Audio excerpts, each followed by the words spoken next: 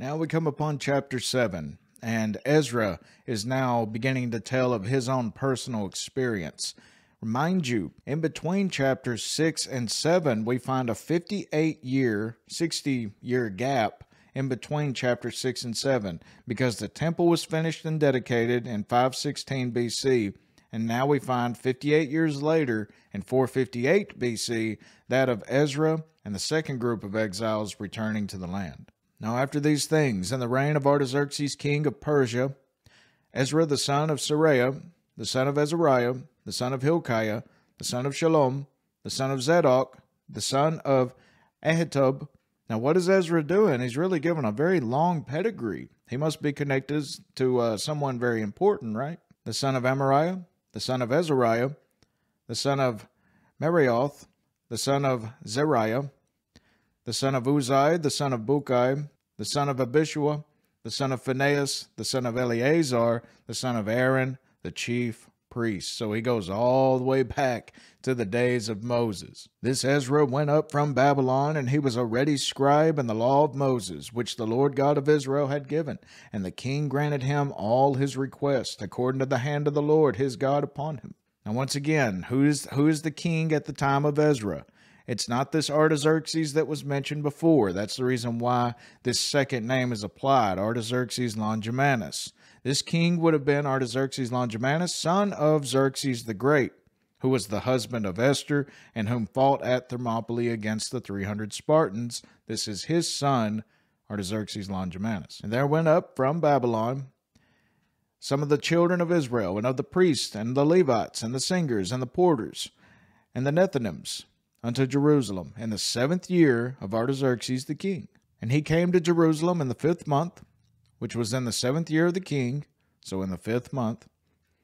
For upon the 1st day of the 1st month began he to go up from Babylon, and on the 1st day of the 5th month came he to Jerusalem according to the good hand of his God upon him. So this is 5 months after they left that they finally reach the Holy Land. Albert Barnes noted about the circuitous route often taken, which was the most plausible route to take. If you go straight, it's less than 600 miles. But if you go and follow the rivers upward, then it would be about 900 miles. And this was ordinarily taken by large bodies of men. Verse 10, For Ezra had prepared his heart to seek the law of the Lord, and to do it, and to teach in Israel statutes and judgments. You could not get a more learned man than Ezra. Now this is the copy of the letter that the king Artaxerxes gave unto Ezra the priest, the scribe, even a scribe of the words of the commandments of the Lord and of his statutes to Israel. This really speaks of the high status that Ezra had occupied in the eyes even of the king, this Persian king. He gives this letter specifically unto Ezra. Artaxerxes, king of kings, unto Ezra the priest, a scribe of the law of the God of heaven, perfect peace, and at such a time. I make a decree that all they of the people of Israel, and of his priests and Levites in my realm, which are minded of their own free will to go up to Jerusalem, go with thee. For as much as thou art sent of the king and of his 7 counselors to inquire concerning Judah and Jerusalem according to the law of thy God which is in thine hand, and to carry the silver and gold which the king and his counselors have freely offered unto the God of Israel, whose habitation is in Jerusalem. And all the silver and gold that thou canst find in all the province of Babylon, with the freewill offering of the people and of the priests, offering willingly for the house of their God, which is in Jerusalem, that thou mayest buy speedily with this money bullocks, rams, lambs, with their meat offerings and their drink offerings, and offer them up upon the altar of the house of your God, which is in Jerusalem. And whatsoever shall seem good to thee and to thy brethren, to do with the rest of the silver and the gold, that do after the will of your God. The vessels also that are given thee for the service of the house of thy God, those deliver thou before the God of heaven. Now this must seem very like a mundane type of reading, but it's very important to note what was written with Ezra, and that Ezra has this, and that they are going to be trekking along a very dangerous through a bunch of enemies, tons of enemies, even their nations. And this is their physical protection that God gave them, that they can pass along these grounds. No one is to touch them, even at the word of the king of Persia. And whatsoever more shall be needful for the house of thy God, which thou shalt have occasion to bestow, bestow it out of the king's treasure house. Isn't that amazing? And I, even I, Artaxerxes the king, do make a decree to all the treasurers which are beyond the river, that whatsoever Ezra the priest, the scribe of the law of the God of heaven, shall require of you, it be done speedily, unto 100 talents of silver. Catch that. 100 talents of silver. That's quite a bit of money. Let's just observe now, 1 talent of silver was 100 pounds at the most. It would have been around 100 pounds of silver. They didn't make coins back then and all this, so everything was measured by weight. So 100 pounds was 1 talent, and we're being told about 100 talents. So that's 10,000 pounds of silver. And I actually looked up that value as of today, and it's around $3.2, $3.3 million. And to 100 measures of wheat, and to 100 baths of wine, and to 100 baths of oil, and salt without prescribing how much. That's amazing. It's almost as if it's just as much as this empire has, it is at your disposal. Whatsoever is commanded by the God of heaven, let it be diligently done for the house of the God of heaven. For why should there be wrath against the realm of the king and his sons? Also we certify you, that touching any of the priests and Levites, singers, porters, Nethinims, or ministers of this house of God, it shall not be lawful to impose toll, tribute, or custom upon them. Astounding.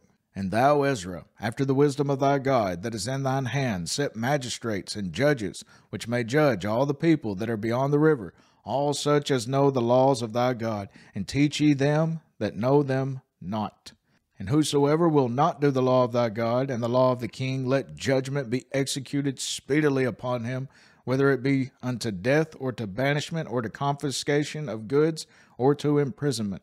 And after reading this, we see Ezra break into a praise. It's almost as if he cannot contain himself. Blessed be the Lord God of our fathers, which hath put such a thing as this in the king's heart, to beautify the house of the Lord, which is in Jerusalem. I mean, just consider it for 1 second. This king would probably never even saw this temple. You know, he was just being moved by the Lord. And hath extended mercy unto me before the king and his counselors, and before all the king's mighty princes. And I was strengthened, as the hand of the Lord my God was upon me, and I gathered together out of Israel chief men to go up with me. Joseph Benson commented, the king, in the honor he did Ezra, we may suppose, had an eye to his merits, and preferred him, because he judged him to be an intelligent, disinterested, and upright man. But he himself ascribes his elevation. Ezra describes his elevation purely to God's mercy. My dear friends, know this, just as Paul the Apostle had written in Romans 8, if God be for us, who can be against us? Chapter 8. These are now the chief of their fathers, and this is the genealogy of them that went up with me from Babylon in the reign of Artaxerxes the king.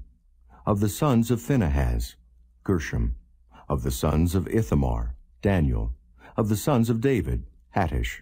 Of the sons of Shechaniah, of the sons of Pharosh, Zechariah, and with him were reckoned by genealogy of the males 150.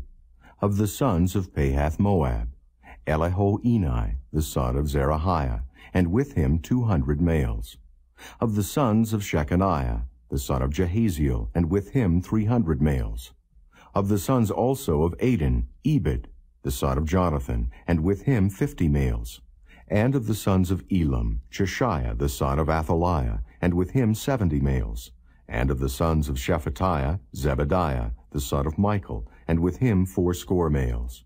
Of the sons of Joab, Obadiah, the son of Jehiel, and with him 218 males. And of the sons of Shelomith, the son of Josaphiah, and with him 160 males. And of the sons of Bebai, Zechariah, the son of Bebai, and with him 28 males. And of the sons of Azgad, Johanan, the son of Hakatan, and with him 110 males. And of the last sons of Adonikam, whose names are these, Eliphalet, Jeiel, and Shemaiah, and with them 80 males. Of the sons also of Bigvai, Uthai, and Zabad, and with them 70 males. And I gathered them together to the river that runneth to Ahava, And there abode we in tents 3 days. And I viewed the people and the priests, and found there none of the sons of Levi. Then sent I for Eliezer, for Ariel, for Shemaiah, and for Elnathan, and for Jerub, and for Elnathan, and for Nathan, and for Zechariah, and for Meshullam, chief men. Also for Joiarib, and for Elnathan, men of understanding. And I sent them with commandment unto Iddo the chief at the place Cassaphiah. And I told them what they should say unto Iddo, and to his brethren the Nethinims at the place Cassaphiah, that they should bring unto us ministers for the house of our God. And by the good hand of our God upon us they brought us a man of understanding, of the sons of Mahli, the son of Levi, the son of Israel. And Sherebiah with his sons and his brethren, 18, and Hashabiah, and with him Jeshiah of the sons of Merari, his brethren and their sons, 20. Also of the Nethinims, whom David and the princes had appointed for the service of the Levites, 220 Nethinims. All of them were expressed by name. Then I proclaimed a fast there at the river of Ahava, that we might afflict ourselves before our God, to seek of him a right way for us, and for our little ones, and for all our substance. For I was ashamed to require of the king a band of soldiers and horsemen to help us against the enemy in the way, because we had spoken unto the king, saying, The hand of our God is upon all them for good that seek him, but his power and his wrath is against all them that forsake him. So we fasted and besought our God for this, and he was entreated of us. Then I separated 12 of the chief of the priests, Sherebiah, Hashabiah, and 10 of their brethren with them, and weighed unto them the silver and the gold and the vessels, even the offering of the house of our God, which the king and his counselors and his lords and all Israel there present had offered. I even weighed unto their hand 650 talents of silver, and silver vessels 100 talents, and of gold 100 talents. Also 20 basins of gold of 1,000 drams, and 2 vessels of fine copper, precious as gold. And I said unto them, Ye are holy unto the Lord. The vessels are holy also, and the silver and the gold are a freewill offering unto the Lord God of your fathers. Watch ye, and keep them until ye weigh them before the chief of the priests and the Levites, and chief of the fathers of Israel at Jerusalem, in the chambers of the house of the Lord. So took the priests and the Levites the weight of the silver and the gold and the vessels to bring them to Jerusalem unto the house of our God. Then we departed from the river of Ahava on the 12th day of the 1st month to go unto Jerusalem. And the hand of our God was upon us, and he delivered us from the hand of the enemy, and of such as lay in wait by the way. And we came to Jerusalem, and abode there 3 days. Now on the 4th day was the silver and the gold and the vessels weighed in the house of our God, by the hand of Meremoth, the son of Uriah the priest. And with him was Eleazar, the son of Phinehas. And with them was Jozabad, the son of Jeshua, and Noadiah, the son of Binnui, Levites, by number and by weight of every one, and all the weight was written at that time. Also the children of those that had been carried away, which were come out of the captivity, offered burnt offerings unto the God of Israel, 12 bullocks for all Israel, 96 rams, 77 lambs, 12 he-goats for a sin offering. All this was a burnt offering unto the Lord. And they delivered the king's commissions unto the king's lieutenants and to the governors on this side the river, and they furthered the people and the house of God.